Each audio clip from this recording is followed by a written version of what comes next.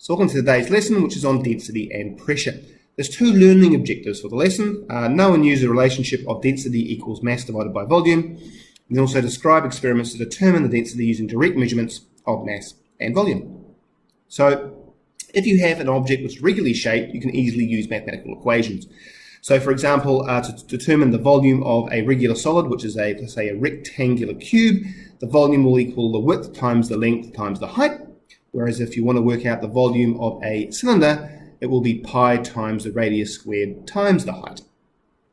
However, it gets difficult when you're measuring the volume of an irregular solid.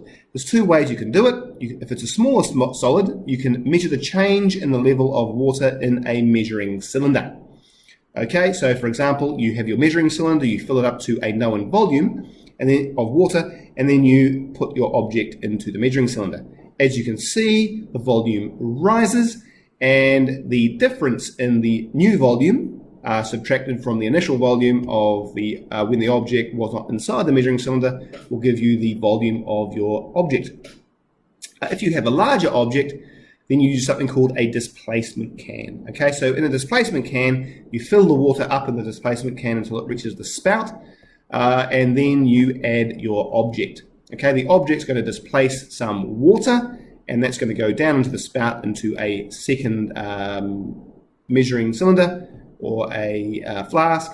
You'll measure then the volume that has been displaced, and this will be the volume of your larger object. So in terms of units, the units for volume are 1 cubic meter, or 1 meter cubed, which equals 1 meter times 1 meter times 1 meter. Okay, which is 100 centimeters, because 100 centimeters in a meter, times 100 centimeters times 100 centimeters, which is 1 million centimeters cubed. Okay, so 1 cubic meter equals a million centimeters cubed, or also a million milliliters. Okay, so 1 centimeter cubed is also 1 million milliliters.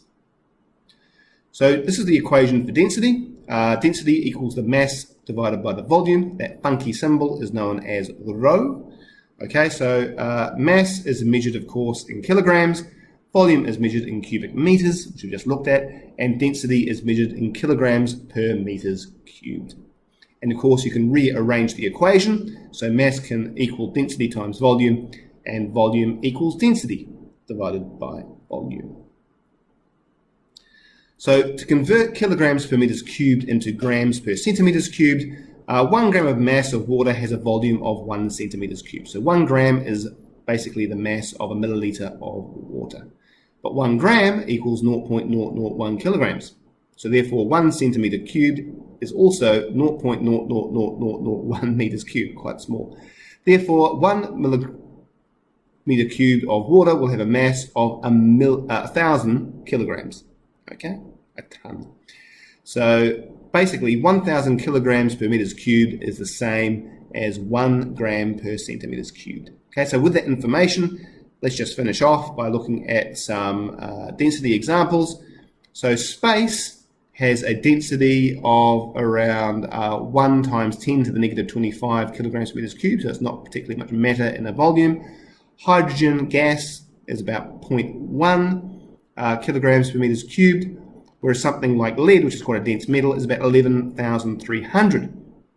And a neutron star is absolutely massive in terms of density. It's 1 times 10 to the 17 kilograms per meters cubed. And a black hole, which is probably the most dense thing we know, is about 4 times 10, or greater than 4 times 10 to the 17 kilograms per meters cubed. But water is about 1,000.